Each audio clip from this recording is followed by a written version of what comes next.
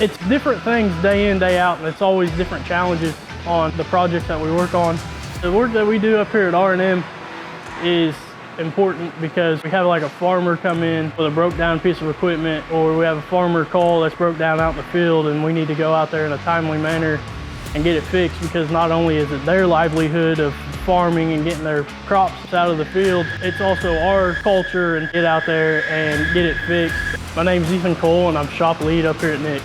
What do I do as a shop lead? I check inventory on our consumables, and I check our stock racks. And if anybody has a question before they go to Jake, they come and ask me first.